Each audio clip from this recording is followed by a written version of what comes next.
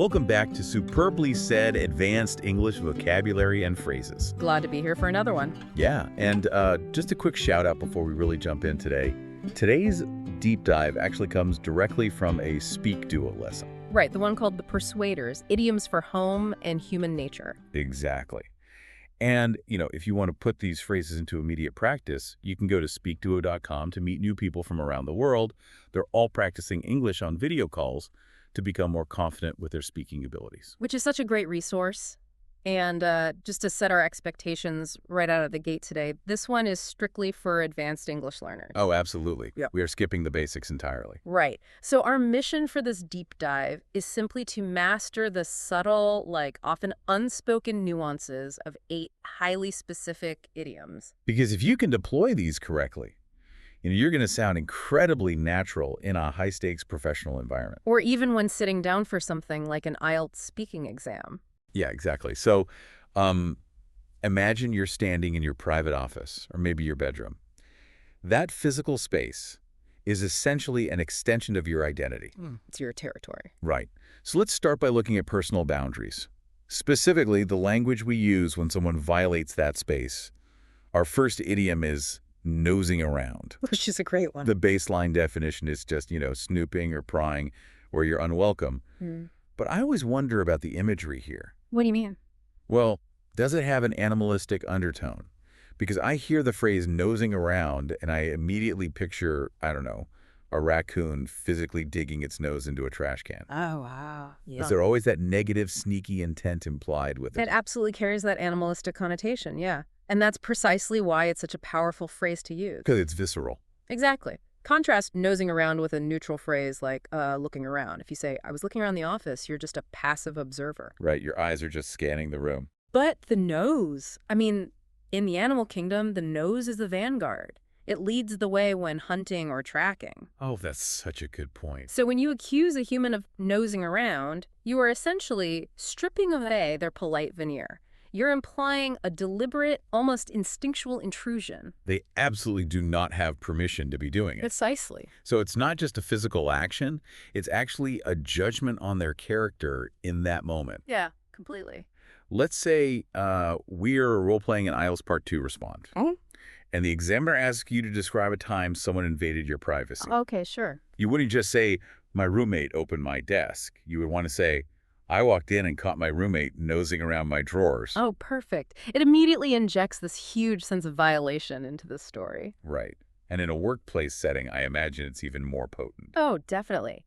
If you tell your manager, I noticed a competitor nosing around our trade booth, you aren't just reporting their physical location. You're sounding an alarm. Right. You are actively signaling to your boss that this competitor had a covert agenda. They were looking for something they really weren't supposed to find. Okay, so from the boundaries of an occupied space, let's look at what happens when a space is completely devoid of people. The empty spaces, yeah. Which brings us to our second idiom, which is not a soul, meaning absolutely nobody, not a single person. Oh, a very poetic phrase. It is. But why use the word soul? Why not just say nobody was there? Well, it all comes down to the emotional weight of consciousness. Nobody was there is just a factual mathematical headcount. It's just a zero. Right, it's a zero. But not a soul emphasizes the presence of absence. A soul implies humanity, thought, and life. Oh, wow. I like that, the presence of absence. Exactly. When you point out that a space lacks a single soul, you are highlighting the absolute total emptiness of a location. And depending on the context, that total lack of humanity can feel deeply eerie, or I guess it can feel profoundly peaceful. Yeah, it's the difference between feeling isolated versus simply being alone. The physical reality is the exact same, but the internal experience is entirely different. Right. So in a corporate context, you might say, I arrived at the office at 6 a.m. to get some focused work done, and there was not a soul on the floor. You're really emphasizing how quiet and undisturbed the environment was. And for an IELTS context, if you're asked to describe a time you experienced true peace. You might say something like, last weekend I went for an early walk on the beach and there was not a soul there. Which conveys a level of absolute tranquility that a basic phrase like, the beach was empty, simply cannot match. It just elevates the whole description. Okay, so we have these physical spaces, whether someone is invading them or they're completely empty. Now let's move into the actions we actually take within those spaces. Specifically, the risky choices we make. Yes. Which brings us to our third idiom, against my better judgment. This means doing something even though you know it's probably an unwise decision. The psychology of this phrase is actually fascinating. You really have to understand the difference between this and simply making a mistake. How so? Well, when you make a mistake, you only realize it was a bad idea in hindsight. Right. You mess up and then go, oops. Exactly. But against my better judgment is all about cognitive dissonance before the action. You have full foreknowledge that it's a bad idea, but you proceed anyway. It's like having a little voice in your head actively waving a bright red flag.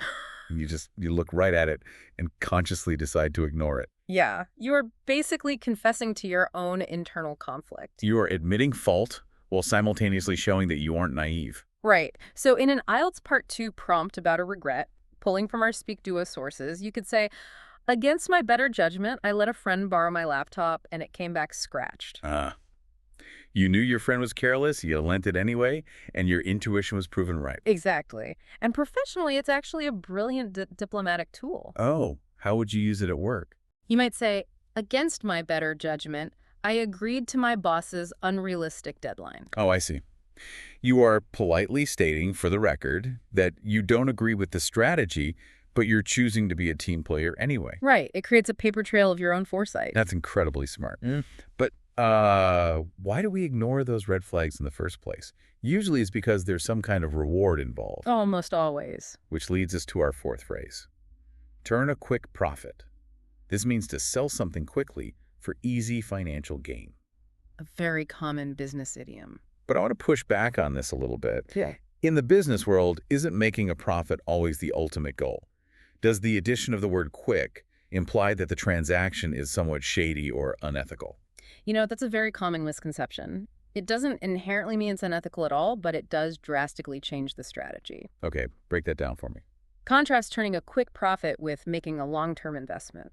A long-term investment is about patience, building equity, waiting for maximum value, but turning a quick profit is purely about speed, opportunism, and liquidity.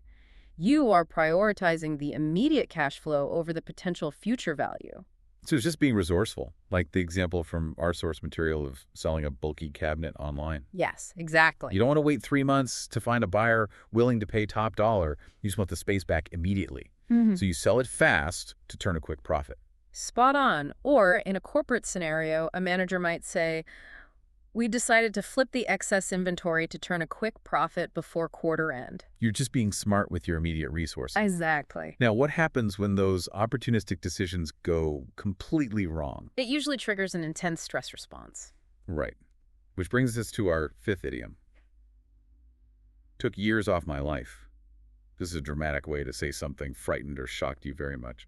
The biological mechanism implied here is what makes the phrase so evocative. Yeah, think about the difference between saying that scared me and that took years off my life. The idiom implies a shock so severe, a spike in cortisol so massive that it literally caused physical cellular aging. It's an extreme hyperbole that communicates heart-stopping panic. Exactly. It's the physiological difference between a jump scare in a horror movie where your heart physically hammers against your ribs versus just the generalized low-level anxiety of dreading an upcoming exam. One is an acute spike, the other is a dull ache. Right. So at work, you might say, when the server crashed during our main presentation to the investors, it took years off my life. I've been there. It really feels like that. And in a conversational IELTS setting, if asked about a frightening experience, you could say, a sudden, loud fire alarm in the middle of the night took years off my life. I woke up completely terrified. It immediately forces the listener to empathize with your physical state of shock. It really paints a picture. But once that adrenaline fades, you have to deal with the aftermath. You need profound resilience to bounce back. Which is our sixth idiom, the spirit that won the West. This refers to a determined, stubborn refusal to give up. To understand the gravity of this phrase, we really have to look at the historical imagery it invokes, right? Oh, absolutely. It contrasts heavily with mere persistence. Persistence is a great functional word, but the spirit that won the West carries a romanticized, almost cinematic weight. It evokes the 19th century frontier mythos. Rugged individualism, pioneers pushing forward against absolutely impossible, hostile odds. Exactly. But wait, is it a bit melodramatic for modern life, though? If I use that to describe a mundane task, I'm going to sound slightly ridiculous. Well, it depends entirely on your delivery. When applied to something mundane, it adds a layer of humorous, self-aware, dramatic flair. Okay, I can see that. But it truly shines when describing genuine structural hardship. For example, an IELTS response might be, learning a difficult new language requires the spirit that won the West, practicing every single day despite the frustration. Yeah, you're elevating the struggle. Or, in a high-level workplace scenario, rebuilding a bankrupt business requires the spirit that won the West. That's a perfect use case.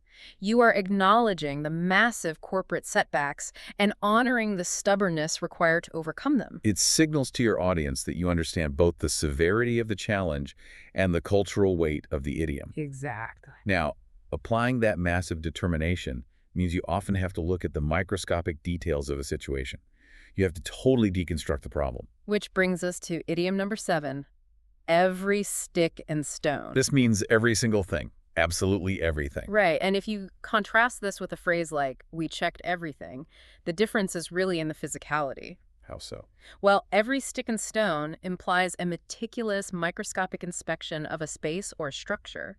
You are metaphorically breaking a building down to its original fundamental construction materials to ensure nothing is missed. Does it only apply to literal buildings in nature? Could I say, like, I examined every stick and stone of a philosophical argument? You generally wouldn't. It is heavily anchored to spatial and physical environments. Got it. It's used for physical thoroughness, like inspecting a property or meticulously cleaning a venue. Our source material gives a highly relatable example of preparing for an event. For my little sister's party, we cleaned every stick and stone of the house to make it perfect. Exactly. And a legal or corporate example would be, before signing the commercial lease, our legal team and architects inspected every stick and stone of the property. That really paints a vivid picture of exhaustive due diligence. It does. But sometimes, despite checking every stick and stone, other people completely drop the ball. They really do. Which brings us to our final idiom today. It's stood up. This means someone failed to show up for a planned meeting or date, leaving you waiting.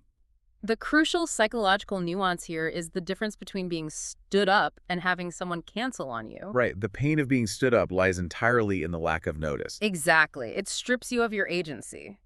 If someone cancels, they're at least respecting your time enough to let you reallocate it. But when you are stood up, you are trapped in a holding pattern. Yes, there is a distinct, lingering emotional sting. It's the difference between receiving a text that says, "Hey, I can't make it," versus sitting alone at a cafe table for an hour, repeatedly checking your phone while your coffee gets cold, feeling increasingly foolish. Precisely. For an IELTS Part 2 prompt about a disappointing day, you could say, I got stood up for lunch, so I ended up eating alone and reading a book. And it happens in the professional world constantly, too. You might say, I logged into the client video call right on time, but I got stood up. They never joined the lobby. It perfectly communicates the sheer disrespect of wasted time. All right, so we have unpacked the psychology and history of all 8 phrases. Now it is time to put you, the listener, to the test in our supposedly said quiz. Time to see what stuck. This is to ensure these advanced idioms are permanently locked into your vocabulary. I'm going to read 8 questions. For each one, I will present the premise and then read option A, option B, and option C. And you'll repeat the target phrase too, right? Exactly. I will repeat the target phrase and then give you a moment to pause and think. And I will jump in immediately after the pause with the correct answer and a quick reminder of the context. Perfect. And hey, don't just wait for me to speak actively try to identify the correct usage. It is the only way to build that cognitive muscle memory. Here we go. Question 1. Which sentence uses the idiomatic phrase nosing around correctly based on context? Let's hear the options. Option A. The highly trained tracking hound spent all morning carefully nosing around those muddy bushes. Option B. The deeply exhausted clinical team successfully managed to quickly stop closing a wound today. Option C. I caught a highly suspicious competitor covertly nosing around my private corporate office yesterday. Take your time with this one. Feel free to pause the podcast here if you need to think about the answer. The correct answer is option C. I caught a highly suspicious competitor covertly nosing around my private corporate office yesterday. Remember, while a dog literally uses its nose, the idiom nosing around implies an unwelcome human intrusion and covert snooping, just like the workplace example we discussed earlier about the competitor invading your trade booth. Awesome. Let's move to question 2. Select the context where the phrase "not a soul" is most appropriately used. Here are the choices. Option A. When the worried director arrived early, there was absolutely not a soul inside today. Option B. The incredibly clumsy kitchen assistant accidentally went downstairs and quickly bought a bowl today. Option C. The deeply religious philosopher wrote an incredibly long academic essay analyzing the human soul. Think back to the physical spaces we talked about. Feel free to pause the podcast here if you need to think about the answer. The correct answer is option A. When the worried director arrived early, there was absolutely not a soul inside today. Yep, that's it. As we noted, not a soul emphasizes the complete, eerie, or peaceful, absolute emptiness of a physical space, much like arriving at the empty office at 6 a.m. Option C uses the literal religious definition, not the spatial idiom. Okay, question 3. In which situation does someone accurately utilize the advanced phrase, "turn a quick profit"? Let's see the options. Option A. The ancient historical movie dramatically depicted how the angry village would burn a profit. Option B. Flipping those high-demand electronic devices allowed the clever merchant to turn a quick profit. Option C. To access the hidden vault, you must physically turn a completely unique bronze handle.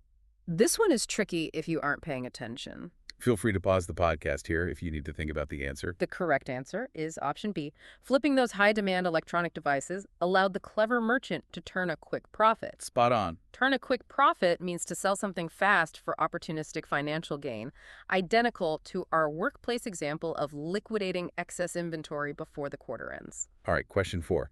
Which response best demonstrates the advanced phrase, "against my better judgment"? What are the choices? Option A. Against my better judgment, I foolishly agreed to drive across that terrifying winter storm. Option B. The highly experienced Supreme Court judge successfully delivered an exceptionally fair official legal judgment. Option C. The highly enthusiastic tourists happily gathered completely around that beautiful, historic old stone monument. Remember that little red flag. Feel free to pause the podcast here if you need to think about the answer. The correct answer is option A. Against my better judgment, I foolishly agreed to drive across that terrifying winter storm. Nailed it. Doing something against my better judgment involves ignoring your own internal red flags and foreknowledge before making an unwise choice, similar to politely agreeing to that unrealistic deadline from your boss. Moving right along. Question 5. How would a professional accurately use the phrase, "took years off my life," figuratively? The options for this one are great. Option A. Moving abroad to attend university unfortunately took several productive years off my career entirely. Option B. The highly aggressive barking dog unexpectedly shook those heavy leather collars off completely today. Option C. That sudden, loud explosion during the midnight film truly took years off my life. Think about the physical reaction. Feel free to pause the podcast here if you need to think about the answer. The correct answer is option C.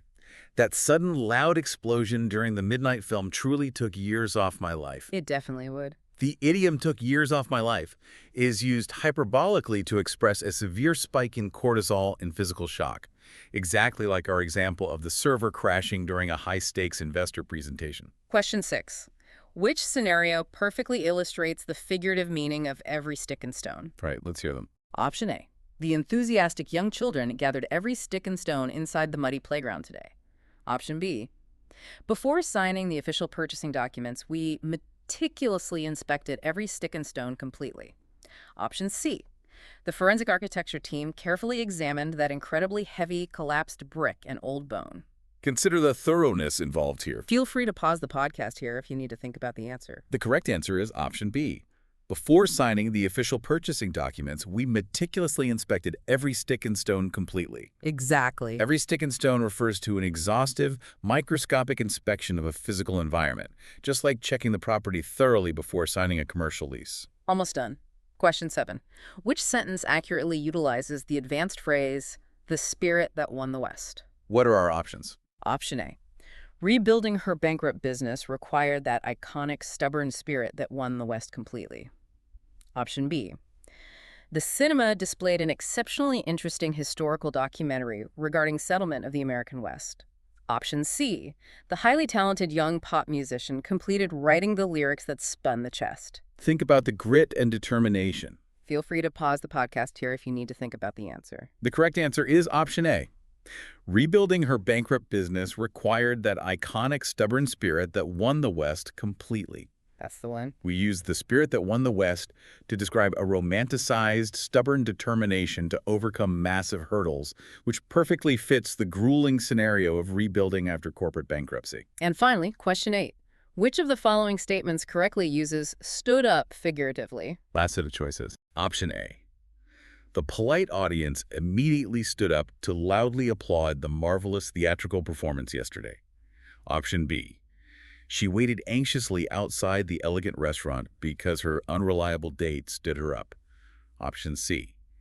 The enthusiastic dog trainer proudly declared that his favorite animal stayed a good pup. Remember the lack of agency. Feel free to pause the podcast here if you need to think about the answer. The correct answer is option B. She waited anxiously outside the elegant restaurant because her unreliable date stood her up. Perfectly applied. Being stood up is entirely about the frustration of being left waiting without any notice or agency, which aligns directly with our example of sitting entirely alone in the client video call lobby. Awesome job. If you nailed all 8 of those, you are well on your way to truly mastering these advanced nuances. So what does all of this deeply specific language really mean for us at the end of the day? Breaking down these idioms actually raises an incredibly important question about the linguistic relativity of our communication. Oh, linguistic relativity. What do you mean by that? Well, there's a psychological concept that suggests the idioms we choose don't just describe our reality, they actually construct it. Really? How so? Think about the physical phrases we discussed today.